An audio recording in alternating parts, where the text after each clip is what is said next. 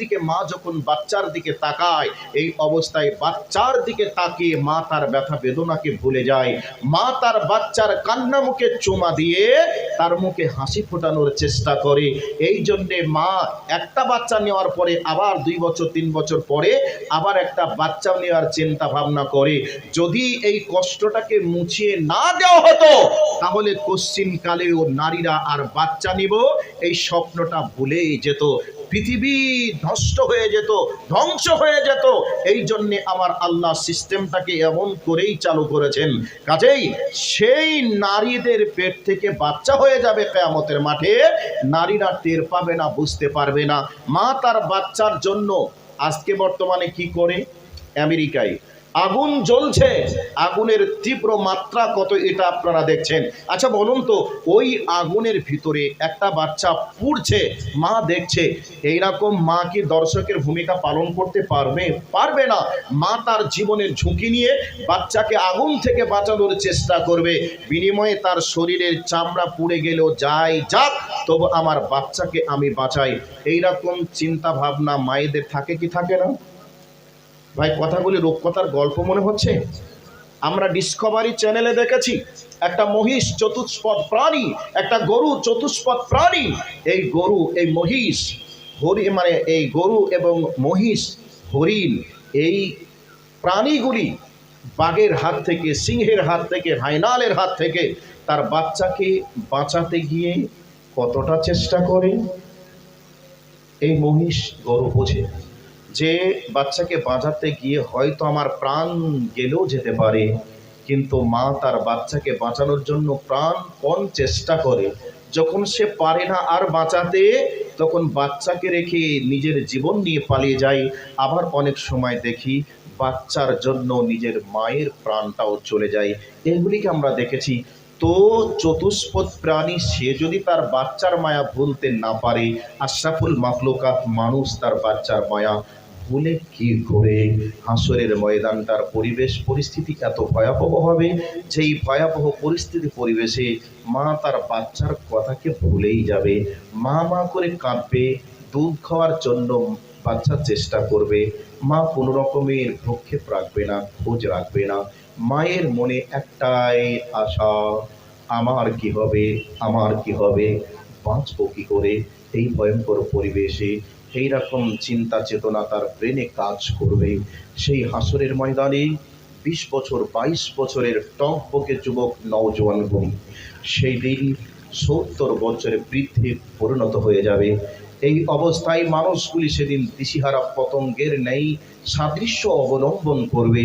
Light জ্বলে, কিছু পোকা লাইটের কাছে যায়, আচার খেয়ে জমিনে পড়ে, আবার উঠে আবার যায়, অল্প টাইমের মধ্যে প্রাণ হারায়। এগুলি আমরা দেখি। মহান প্রভু আল্লাহ বলেন, সেই দিন মানুষগুলি বিক্ষিপ্ত পতঙ্গের নেই সাদৃশ্য অবলম্বন করবে, মাতালের মতো হয়ে একবার উঠবে, একবার বসবে, একবার পড়বে, আবার একবার উঠবে। আল্লাহ পাক নিজেই বলছেন, তোমরা কি মনে করছো সেই দিন মানুষগুলি নিষাদার দ্রব্য পান করে এমন অবস্থা হবে? আল্লাহ পাক বলছেন, না, ওমা হুম বিসুকারা। সেদিন মানুষগুলি নিষাদার দ্রব্য পান করে মাতাল সাদৃশ্য অবলম্বন করবে না, বরং আমি আল্লাহর জাহান্নামে, আমি আল্লাহর হাসরের ময়দানের ভয়ঙ্কর দৃশ্য পরিবেশ দেখে সেদিন মানুষগুলি মাতাল সাদৃশ্য অবলম্বন করবে। কেমন হবে দৃশ্যটা? প্রচণ্ড রোদের তাপে মানুষের মাথার মগজগুলি গলে গলে টকবক করে ফুটতে থাকবে, নাক দিয়ে কান দিয়ে বাহির হতে শুরু হবে, আর জিহ্বাটা পার হয়ে নাভি পর্যন্ত চলে আসবে। প্রচণ্ড রোদের তাপে মানুষ ত্রাহি ত্রাহি করবে। হাসরের মাঠে একটাই আওয়াজ হবে, পানি, পানি আর পানি, পানি আর পানি। এই চিৎকার আওয়াজ ধ্বনিতে গোটা হাসরের ময়দান যেন কেঁপে উঠবে। সেই দিন এক ফোঁটা পানির জন্য মানুষ পাগল হয়ে যাবে। এইরকম একটা দিন সামনে অপেক্ষা করছে। এই দিনে মহান প্রভু আল্লাহ আমার আর আপনার জন্য একটা প্রস্তুত রেডি করে রাখছেন। সেই দিন আল্লাহ পাক ওই প্রস্তুতটা দিয়ে, আমল নামাটা দিয়ে বান্দাকে বলবেন, ইকরা কিতাবাক, তুমি তোমার আমল নামা পড়ে দেখো, জীবনে তুমি কি করেছো সব কিছু লেখা আছে, তুমি একবার পড়ে দেখো। বান্দা আমল নামাটা পাবে। আপনাদের প্রশ্ন থাকতে পারে, যে মৌলভী সাহেব হাসরের মাঠে কোন ভাষায় লেখা থাকবে। সেদিন আমরা তো বাঙালি, বাংলা জানি, আরবি জানি না, ইংরেজিও জানি না, তবে কোন ভাষায় লেখা থাকবে পড়তে কি পারবো? কোন ভাষায় লেখা থাকবে আল্লাহ সেটা বলেননি, বরং এই শব্দটা এভাবে বলেছেন, কাফা বিন নাফসিক, তুমি তোমার আমল নামাটা পড়ার জন্য যথেষ্ট হয়ে যাবে। আরবিতে চিঠি আসলে মাওলানা নূর হুসাইনকে খোঁজেন, ইংরেজিতে চিঠি আসলে একটা মাস্টারকে খোঁজেন, কিন্তু হাসরের ময়দানে যে চিঠি প্রস্তুতটা দেওয়া হবে কোন ভাষায় লেখা থাকবে, কার কাছে যাব? আল্লাহ পাক বলছেন কারোর কাছে চাওয়া লাগবে না, কাফা বিন নাফসিক, তুমি তোমার আমল নামাটা পড়ার জন্যই যথেষ্ট হয়ে যাবে। এই অবস্থায় তুমি নিজে পড়বে, পড়ার পরে তুমি দেখবে, এই অবস্থায় তুমি বলবে মালি হাজাল কিতাব লা ইউগাদিরু সাগীরাতাও ওয়ালা কাবীরা। সেদিন আমি আপনি বলবো, আয় আল্লাহ কি আশ্চর্য ধরনের কিতাব, আমল নামা তুমি রেডি করে রেখেছো, যেই আমল নামাতে এক চুল পরিমাণ যা করেছি একটু বাড়ানো হয়নি, যা করেছি তাই আছে, একটু বাড়ানোও হয়নি, একটু কমানোও হয়নি। কি আশ্চর্য ধরনের কিতাব, তুমি যা কিছু আমি করেছি তাই তুমি লিখে রেখেছো, একটু বাড়ানো হয়নি, একটু কমানো হয়নি। আল্লাহ পাক বলবেন কি, ফামাই ইয়ামাল মিসকালা যাররাতিন খায়রান ইয়ারা ওয়া মান ইয়ামাল মিসকালা যাররাতিন শাররান ইয়ারা। বান্দা, হাসরের ময়দানটা যেমন হিসাব নেওয়ার দিন, হাসরের ময়দানটা হিসাব দেওয়ার দিন। তোমার কাছ থেকে আমি যেমন হিসাব বুঝিয়ে নিব, আমি আল্লাহ তোমার কাছে হিসাবটা বুঝিয়ে দিব। তুমি যদি চুল পরিমাণ ভালো কাজ করো, আজকের দিনে একজন এখানে যে বেনামিতে 200 টাকা দিয়েছে, 2000 দিয়েছে, এই 2000 টাকা আমি তোমাকে হিসাবটা বুঝিয়ে দেব। বান্দা, তুমি 2000 কেন, তুমি 200 টাকা দিয়েছো, 200 কেন, তুমি 2 পয়সা দিয়েছো, এই 2 পয়সার হিসাবটাকেও আমি লিখে রেখে দিয়েছি, রেখে দিব, তোমাকে এই হিসাবটা আমি বুঝিয়ে দিব। আর আমি আল্লাহ তোমাকে যা করতে নিষেধ করেছি তা যদি তুমি করে থাকো, অনুপরিমাণ, এই অনুপরিমাণ হিসাবটাও আমি আল্লাহ তোমার কাছ থেকে বুঝিয়ে নেব। তার জন্য আল্লাহ পাক বলেছেন, ফামাই ইয়ামাল মিসকালা যাররাতিন খায়রান ইয়ারা ওয়া মান ইয়ামাল মিসকালা যাররাতিন শাররান ইয়ারা। আল্লাহ পাক বলছেন, বান্দা তোমার কাছ থেকে হিসাবটা আমি বুঝিয়ে নিব, হিসাবটা বুঝিয়ে দেব। একটা সরিষা দানা তো দূরের কথা, সরিষা দানা তো দূরের কথা, যেটাকে আমরা খালি চোখে দেখতে পাই না, অনুবীক্ষণ যন্ত্র লাগে দেখতে গিয়ে, এই অনুবীক্ষণ যন্ত্রের সাহায্যে যেই জিনিসটা দেখি, ওই জিনিসটার হিসাব আল্লাহ আমার কাছ থেকে আপনার কাছ থেকে নেবেন। আর এই পরিমাণ যদি ভালো কাজ করি, এটাও আল্লাহ আমার জন্য হিসাবটাকে লিখে রেডি করে রেখে দিবেন, আল্লাহ আমাকে আপনাকে বুঝিয়ে দিবেন। সেই আমল নামা আল্লাহ প্রস্তুত করে রেখেছেন, রাখবেন আমার আর আপনার জন্য। সেই পরিবেশ পরিস্থিতির দিকে আমি আর আপনি দিন দিন আগিয়ে যাচ্ছি, আমি আর আপনি বোঝার একটু চেষ্টাও করি না। সেই হাসরের ময়দানের পরিস্থিতি কতটা ভয়ঙ্কর হবে, কতটা পরিস্থিতি ভয়াবহ তৈরি হবে। এই দিন মানুষগুলি এবার নিজের শরীরের অঙ্গ প্রত্যঙ্গগুলিকে লক্ষ্য করে বলবে, হে আমার হাত, তুমি ছিলে বলে তো ঠাস করে অন্যের গালে আমি থাপ্পড় লাগিয়েছিলাম, তুমি ছিলে, করেছিলাম, তুমি আজকে আমাকে আসামির কাঠগড়ায় দাঁড় করাও। পা বলবে, পাকে বলবে, তুই ছিলি বলে তো আমি হেঁটে হেঁটে গিয়ে অন্যায়টা করেছিলাম, আজকে তুই আমার বিরুদ্ধে কথা বলিস, সাক্ষী দিস। সমস্ত অঙ্গ প্রত্যঙ্গগুলি বলবে, আল্লাহ তোমাকে কথা বলার সুযোগ দিয়েছিল, আল্লাহ আমাকে সুযোগ দেয়নি, আজকে আমাকে সুযোগ দিয়েছে, আমার মুখ চলবেই, আমি কথা বলবই। কাজেই অপরাধীর কাঠগড়ায় আমাকে আপনাকে দাঁড় হতেই হবে। কাজেই আমাদের শরীরের অঙ্গ প্রত্যঙ্গগুলিকে ওই জায়গায় ব্যবহার করব যে জায়গায় ব্যবহার আল্লাহ করতে বলেছেন, যে জায়গায় ব্যবহার করতে বলেন নাই সে জায়গায় ব্যবহার করলেই হিসাব দেওয়া লাগবে। যেমন বন্দুক থেকে যদি, বন্দুকের গুলি যদি আপনি টিপে দেন, গুলিকে যেমন ঘোরানো যায় না, হাত থেকে ঢেল ছুড়ে দিলে ঢেলকে যেমন ফেরানো যায় না, দেহ থেকে শ্বাস বন্ধ হলে পাপকে ঠেকানো যাবে না, পাপ আপনাকে অপরাধীর কাঠগড়ায় দাঁড় করাবেই করাবেই। ওই জন্যই দেহ থেকে প্রাণ বার হওয়ার আগে, শ্বাস বন্ধ হওয়ার আগে আমাকে আপনাকে পাপকে ঠেকানোর চেষ্টা করতেই হবে। সেই পরিস্থিতি পরিবেশ তৈরি হওয়ার পূর্বে আমাকে আপনাকে রেডি হয়ে যেতে হবে। আর একটা জায়গাতে নিয়ে যাই, কোরআনের আয়াত থেকেই কথাগুলি বলছি, মনোযোগ সহকারে শোনার চেষ্টা করুন। আপনারা তো উঠতেই লাগলেন, আর বক্তাও আসবে, কার সামনে কথা বলবে। আর একটা আয়াত দিচ্ছে আপনাকে, আল্লাহ পাক কোরআনুল কারীমের মধ্যে বলেছেন ইয়াউমা ইয়াফিরুল মারউ মিন আখিহি। আল্লাহ পাক কোরআনুল কারীমের মধ্যে বলছেন কিয়ামতের ময়দানে কয়েকটি নিকট আত্মীয়র কথা তিনি বলেছেন। বাপ, ভাই, মা, বোন, এই ধরনের কথাগুলি বলেছেন। তবে একটার কথা বলবো, এই পৃথিবীর বুকে ভাইয়ের থেকে আপন কেউ নেই। ভাই ভাইয়ের বিপদে সর্বপ্রথম আগিয়ে দাঁড়ায়, ভাই ভাইয়ের বিপদে পাশে দাঁড়ানোর চেষ্টা করে। মনে করে নেন ছোট ভাই অন্যায় করেছে, এই অন্যায়ের কারণে যার অন্যায় করেছে সে এখন থ্রেট দিতে শুরু করেছে, তোকে ট্যাঙ্ক ভাঙবো, তোকে মার্ডার করব, তোকে হত্যা করব, এই বলে হুমকি দিচ্ছে দিন রাত। এই অবস্থায় ভাই কার কাছে যাবে? ছোট ভাই ছুটতে ছুটতে বড় ভাইয়ের কাছে যাবে।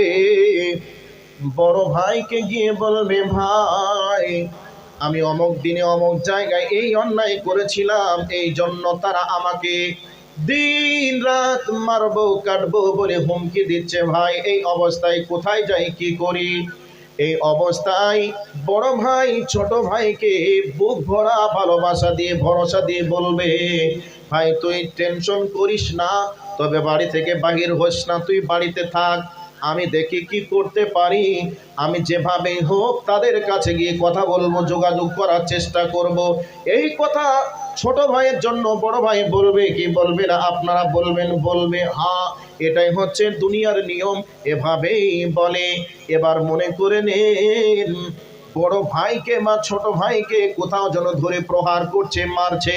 এই সংবাদটা কেউ যদি মোবাইল দিয়ে আপনাকে বলে দেয় যে অমুক জায়গায় তোর ভাইকে ধরে পিটছে, আচ্ছা বলুন তো এই সংবাদটা শোনার পরে আপনি কি বক্তব্য শুনবেন, নাকি এই বক্তব্য ছেড়ে দিয়ে ভাইয়ের পাশে দাঁড়ানোর চেষ্টা করবেন?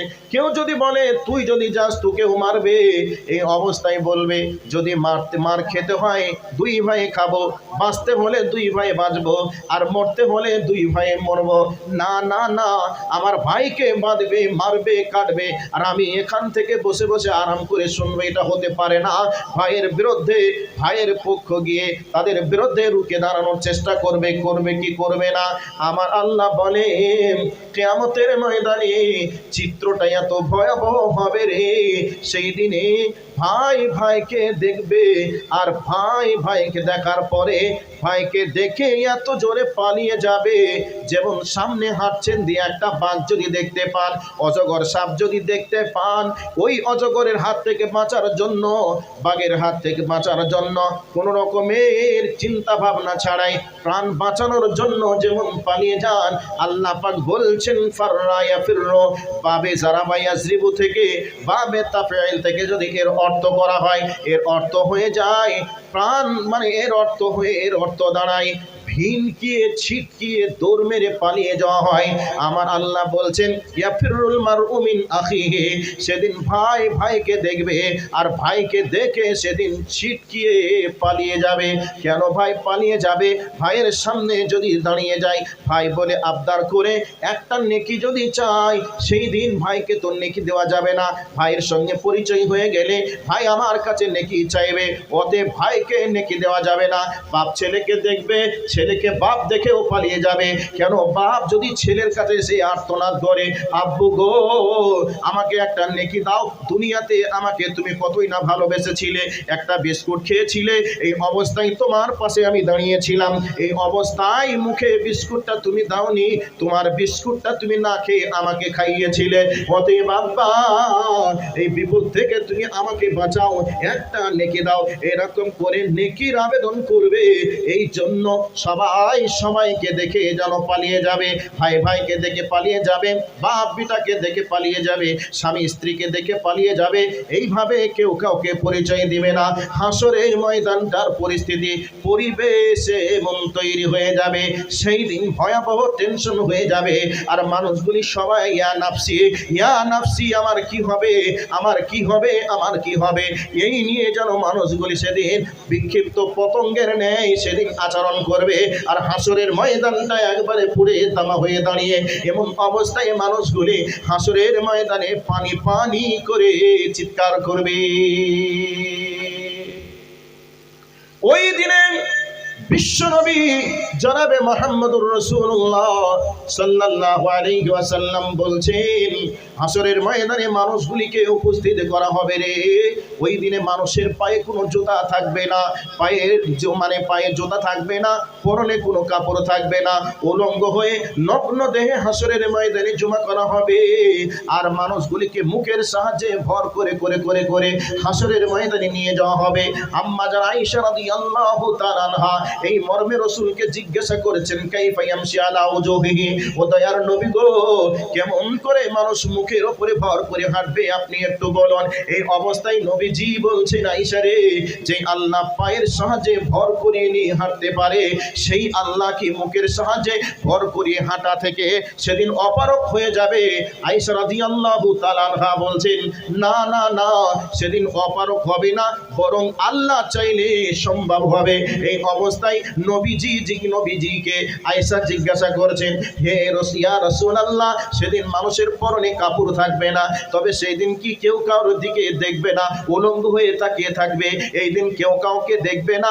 এই অবস্থায় নবীজি বলছেন, আয়েশা, সেই দিন মানুষ কেউ কাউকে দেখবে, এই সেন্সটা হারিয়ে যাবে। কেউ কাউকে দেখবে, মজা করবে, এক অপরকে দেখে আনন্দ করবে। আয়েশা রে, এইরকম কোনো সেন্স থাকবে না, এইরকম কোনো সিচুয়েশন থাকবে না, বরং সেই সিচুয়েশন এমনই হবে, ভয়াবহ দৃশ্য দেখে সবাই যেন মানুষ সেদিন হয়রান হয়ে যাবে, প্রেশানে পড়ে যাবে, টেনশনে পড়ে যাবে। মানুষের মাথার মগজগুলি গলে গলে গলে গলে নাক দিয়ে কান দিয়ে বাইর হবে, আর জিহ্বাটা একবারে নাভি পর্যন্ত চলে আসবে, আর পানি পানি করে চিৎকার করবে, কেউ কারো দিকে দেখে আনন্দ করবে, মজা ওড়াবে। এই সেন্সটা মানুষ ভুলে যাবে।